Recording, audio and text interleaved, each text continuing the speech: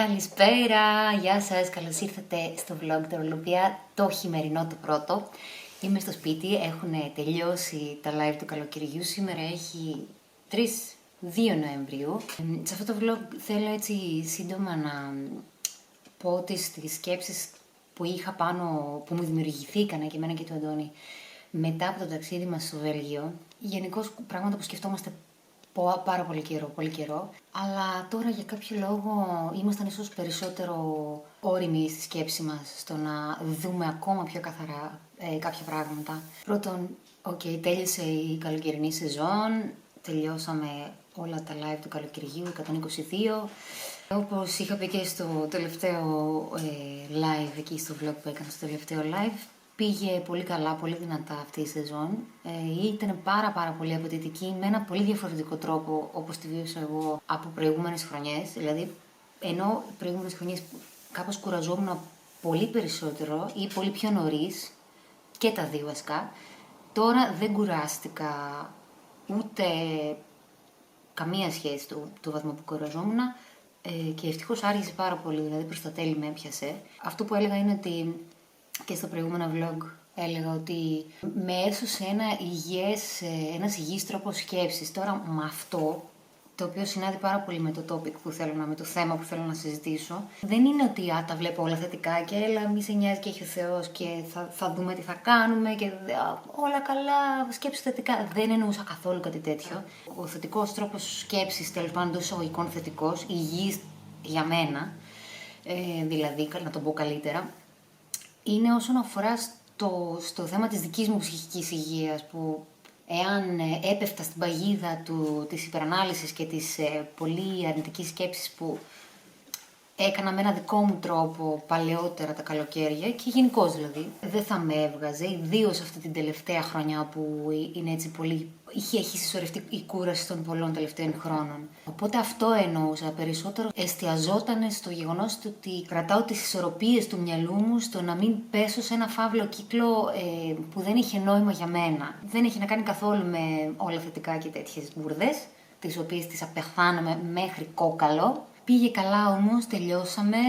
Σε καμία περίπτωση δεν καθρεφτίζεται βέβαια η απίστευτη κούραση στα οικονομικά, όπως ήταν πριν την πανδημία ή οτιδήποτε ή και πιο πριν. Αλλά έτσι είναι τα πράγματα δυστυχώς και είμαι ως ένα βαθμό ευχαριστημένη.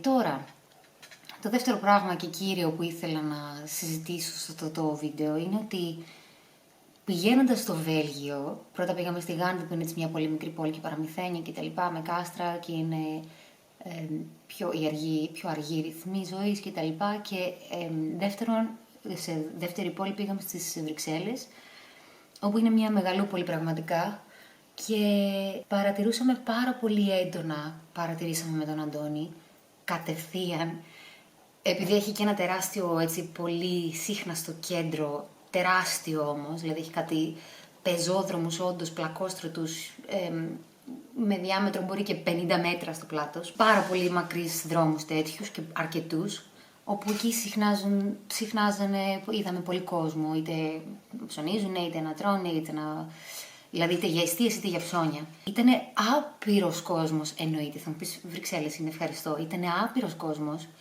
ήτανε κόσμος από πολλά κοινωνικά στρώματα. Πολλά. Φτωχοί και πλούσιοι και λίγοι μεσαίοι αν υπήρχαν. Γιατί και στο Βέλγιο, στις Βρυξέλλες τέλος πάντων, ξέρω ότι υπάρχουν άνθρωποι που είναι έτσι πιο πλούσιοι σίγουρα, πολύ πλούσιοι, αλλά αυτό που παρατήρησα είναι ότι οι περισσότεροι ανήκαμε σε ένα στρώμα που ή ανήκαν, εν πάση περιπτώσει, δεν ξέρω αν μπορώ να βάλω τον εαυτό μου ακριβώς εκεί, στο επίπεδο του βιοπορισμού, πώς να το πω, του ίσα βιοπορισμού. Του σίγουρα δεν είχαν αρκετά χρήματα για να κάνουν μια φυσιολογική, όπως πρέπει, ζωή. Είδαμε πάρα πολλούς ανθρώπους που απλά αγωνίζονταν στην ουσία. Δηλαδή εγώ ένιωθα ότι έβλεπα στα μάτια τους το hustle culture που λένε στα αγγλικά, δηλαδή τον αγώνα για επιβίωση στην ουσία, το οποίο το έβλεπα πάρα πολύ, αλλά και με έναν τρόπο που ήταν ζωγραφισμένο στα μάτια των ανθρώπων, όλων, τουλάχιστον κατά τη δική μου οπτική, η ωρεοποίηση εντός εισαγωγικών, μπορώ να το πω, αυτού του φαινομένου. Δηλαδή ότι ναι, ότι πρέπει να το κάνω και ότι είναι σωστό να κάνω hustle, να προσπαθώ πάρα πολύ, να αγωνίζομαι για να βγάλω κι άλλα λεφτά, για να κατακτήσω μια θέση στην κοινωνία, για να έχω μια αποδοχή. Αυτά ξαναλένε πάντα οι σκέψεις οι δικές μου και το Αντώνη που μας χτύπησε και τον δύο έτσι πολύ έντονα, και οι δύο δηλαδή παράλληλα σκεφτόμασταν αυτό το πράγμα. Είναι σαν να έβλεπα ανθρώπους απλά να πηγαίνουν ορδές στα μαγαζιά, δηλαδή έτσι που ήταν οι περισσότερες μεγάλες εταιρείες, μεγάλες αλυσίδες στη Κολοσσή. Αυτό δεν μου άρεσε καθόλου, με έκανε να νιώσω πάρα πολύ τρομαγμένη σε σχέση με το... Θα ακουστεί πάρα πολύ μακάβριο, αλλά πού πάμε, γιατί προφανώς το Βέλγιο είναι μία από τις πολύ μεγάλες χώρες της Ευρώπης και σίγουρα βλέπω πράγματα που δεν υπάρχουν σε αυτό το βαθμό τουλάχιστον εδώ στην Ελλάδα και πόσο μόνο στην Κρήτη που ζω. Αυτό με έκανε λοιπόν να τρομάξω πάρα πολύ, γιατί ήταν σαν να βλέπω ανθρώπους ζόμπι με θολά μάτια, όπως τα λέω εγώ. Είναι σαν να έβλεπα ότι απλά πάω να ψωνίσω, πρέπει να δουλέψω. Σαν να βλέπω μια ταινία ήτανε με ζόμπι στην ουσία. Δεν σε καμία περίπτωση, σε καμία των περιπτώσεων, δεν ένιωσα καθόλου ποτέ και δεν νιώθω ότι αυτό είναι φταίξιμο των ανθρώπων. Είναι ένα μεγαλύτερο, ευρύτερο φαινόμενο το οποίο πάντα με απασχολούσε και προσπαθώ πάρα πολλά χρόνια από τη ζωή μου, από τη στιγμή που άρχισα να καταλαβαίνω 5 πράγματα, με το δικό μου τρόπο και όσο μπορώ εννοείται, να ξεφεύγω από αυτό το εξαιρετικά δύσκολο πράγμα που είναι ο καπιταλισμός στην ουσία και μάλιστα ο άκρατος καπιταλισμός, γιατί αυτό το πράγμα ότι οι φτωχοί γίνονται φτωχότεροι και οι πλούσιοι πλουσιότεροι που είδαμε πάρα πολύ έντονα, φέτος ιδιαίτερα, και μάλιστα οι φτωχοί να προσπαθούν με τα μέσα που έχουν και με την οικονομική κατάσταση που βρίσκονται να καταφέρουν να έχουν ένα κοντινό τρόπο ζωής με τους πλούσιους, που μιλάμε για τελείως άλλα ποσά. Αυτό είναι τρομακτικό και επειδή βλέπω ότι τα τελευταία χρόνια εξαλείφεται η μεσαία τάξη στην ουσία, το να βλέπω πάρα πολύ εύκολα μπροστά στα μάτια μου αυτό το άνοιγμα της ψαλίδας, αυτό είναι κάτι πάρα πολύ τρομακτικό, γιατί μαζί πάει η εκπαίδευση, η καλλιέργεια, το τι ζητάω από τη ζωή μου, με τον εαυτό μου, από το κράτος και από τον κόσμο στην τελική, από τη παγκόσμια. Είναι μια πολιτική κουβέντα αυτή, αλλά θέλω και ήθελα να ανοίξω αυτό το ζήτημα. Είναι ένα μεγάλο κομμάτι που απασχολεί τη σκέψη μου και το μυαλό μου και δεν νιώθω καθόλου ωραία γι' αυτό, μπορώ να το πω. Είναι πολύ τρομακτικό, διότι στην ουσία δημιουργούμε γενιές σκλάβων. Δεν είναι κάτι καινούργιο αυτό και ούτε είναι κάτι τρομολαγνικό ή οτιδήποτε. Βλέπαμε δηλαδή σε ουρανοξύστες που είχαν έτσι μέτριο ύψος τέλος πάντων εκεί στις Βρυξέλλες, όπου ήταν ατέλειωτοι ορόφοι με πάρα πολλά γραφιάκια και γράφανε με φωτεινές επιγραφές πάνω σε κάποιες μεγάλες επιφάνειες του ουρανοξύστη «We work», δουλεύουμε. Δηλαδή το μήνυμα που κρύβεται πίσω από αυτό είναι ότι έχουμε σαν μεγάλη αξία την σκλαβιά ή την δουλεία. Η δουλειά είναι ένα άλλο πράγμα και η εργασία είναι ένα άλλο πράγμα από το να δουλεύεις με 800 ευρώ 15 ώρες τη μέρα. Αυτό είναι δουλεία. Οπότε και είδαμε πολλές τέτοιες σε πολλά γραφεία, γιατί υπάρχουν πάρα πολλά γραφεία μεγάλων εταιριών εκεί στις Βρυξέλλες και ήταν μια... Θα βάλω και τη φωτογραφία εδώ, σε ένα γραφείο έγραφε απ' έξω «Welcome to your home. Oops, sorry, we meant welcome to your job, to your work». Ήταν εντελώς cringe να το βλέπω αυτό, δηλαδή ήταν πολύ... Πόσο λάθος διαφήμιση είναι αυτή, το πώς το βλέπουν οι άλλοι αυτό, δηλαδή είναι καλή διαφήμιση αυτό, ήταν άκυρη τελείως. Ο λόγος που το λέω είναι γιατί μας έδειχνε πάρα πολύ καθαρά και γενικώς υπήρχε αυτό το κλίμα και η ενέργεια ότι ναι, εμείς δουλεύουμε, εμείς κάνουμε τη δουλειά, we do the work, how about you? Εσύ τι κάνεις τεμπέλη, δούλεψε κι εσύ και ακούγεται ένα μαστίγιο εκεί πέρα.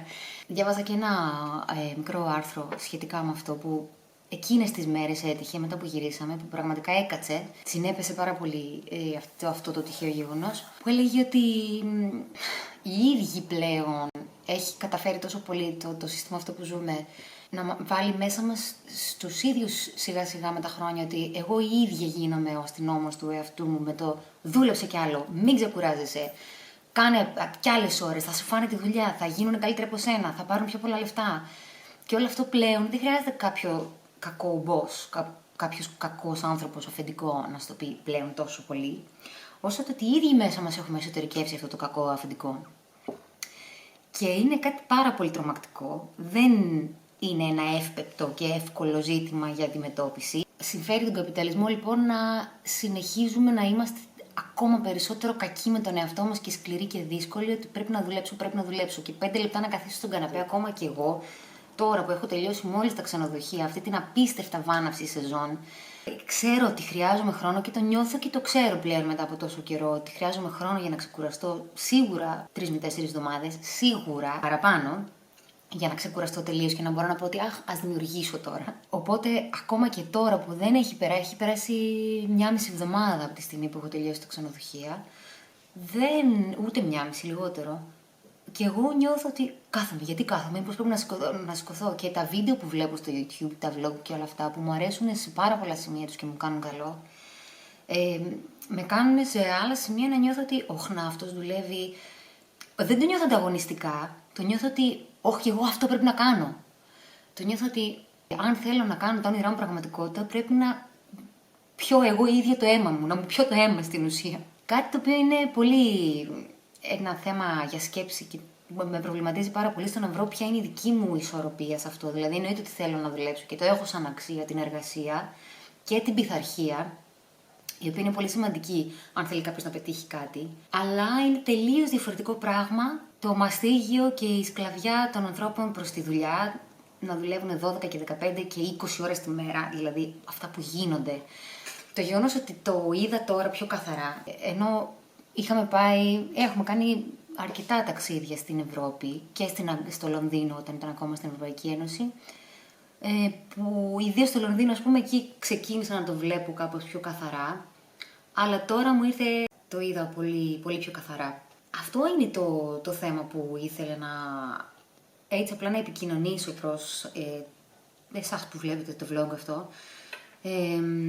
Δεν προσπαθώ να το παίξω γνώστης ή πολιτικά, κοινωνικά, οικονομικά γνώστης ή οτιδήποτε. Είναι δικές μου σκέψεις που σαν άνθρωπος ό,τι μπορώ διαβάζω, ό,τι ακούσω, ό,τι διαβάζω προσπαθώ να ξεχωρίσω ποιο είναι ψευδής είδηση από την αλήθεια. Προσπαθώ να έχω σωστή κρίση, το οποίο αυτό είναι πολύ που με βοηθάει τέλος πάντων, να το πω έτσι, και βοηθάει όλους μας νομίζω.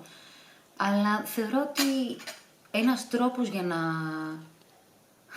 Είναι δύσκολο να ξεφύγει καταρχάς κάποιος από αυτό. Ιδίως όταν εδώ που έχουμε φτάσει δεν είναι, δηλαδή μια οικογένεια Φιρμπίν που έχει παιδιά, δεν μπορεί να ξεφύγει ένας άνθρωπος εύκολα από αυτό το απίστευτα βάναυσο πρόγραμμα εργασίας. Ατέλειωτες ώρες εννοώ, και όχι μόνο κακοπληρωμένο, δεν βγάζει ούτε καν τα βασικά του έξοδα.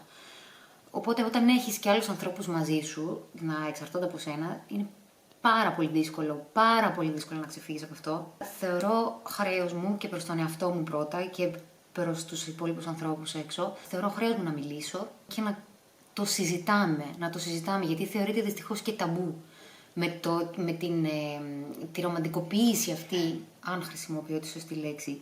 Θεωρούμε όλοι ότι πρέπει να δουλεύουμε ατέλειωτες ώρες για να είμαστε επιτυχημένοι και για να καταφέρουμε ό,τι θέλουμε να καταφέρουμε. Δεν θεωρώ ότι είναι αλήθεια αυτό. Φυσικά, στα πλαίσια της κοινωνίας που βρίσκομαι, εννοείται δεν μπορώ να κάνω εγώ 2 ώρες τη μέρα δουλειά και να πω ναι, θα τα καταφέρω. Δεν γίνεται. Αλλά όμως στο πλαίσιο θεωρώ ότι χρέος μου να βρω και θέλω να βρω την ισορροπία που μου ταιριάζει εμένα σε αυτό το σύστημα. Δηλαδή, εγώ πόσες ώρες είμαι διατεθειμένη τη ζωή μου, πόσο χρόνο τη ζωή μου να πουλήσω για να μπορέσω να ζήσω όπως θέλω. Παραπάνω από αυτές σημαίνει ότι είμαι σε ένα ατέλειωτο μήλο που γυρίζει και με το ποντίκι. Αυτό που είδα δηλαδή, που παρατηρήσαμε πάρα πολύ έντονα και ήταν σοκαριστικό, δηλαδή ήμασταν έτσι όλη την ώρα, βλέπαμε με το σαγονάκι λίγο κάτω, ένα ατέλειωτο rat race. Πολλές σκέψεις, δεν θέλω να βγει μεγάλο αυτό το βίντεο, πάρα πολλές σκέψεις, τις οποίες θέλω να τις μοιράζομαι γενικά. Θεωρώ λοιπόν ότι ο καθένας, αν μπορεί να διαθέτει κάποιο χρόνο, ας είναι λίγος, για να έχει το χρόνο να δημιουργήσει και κάτι άλλο, ο καθένας ό,τι δημιουργεί, θεωρώ ότι είναι πάρα πολύ σημαντικό. Αυτές είναι οι σκέψεις μου. Θα ήθελα να μάθω γενικώς, γιατί μου αρέσει και σαν έρευνα, ας πούμε, αν μπορώ να το πω αυτό, σαν πείραμα, θα ήθελα να ξέρω τις σκέψεις που έχετε εσείς, αν θέλετε να γράψετε στα σχόλια. Τέλος πάντων, θέλω να ανοιχτεί αυτό το θέμα συζήτησης. Νομίζω είναι πάρα πολύ σημαντικό και ιδίως στην εποχή που ζούμε. Αυτά. Διαφορετικό vlog. Σας ευχαριστώ και να είστε καλά, να προσέχετε τους εαυτούς σας και θα τα πούμε σε ένα επόμενο vlog. Το οποίο λογικά θα είναι, ναι, θα είναι το πρώτο μέρος του vlog του Βελγίου, γιατί θα είναι σε 2 μέρη λογικά, θα το χωρίσω. Σας φιλώ, να είστε καλά. Γεια σας.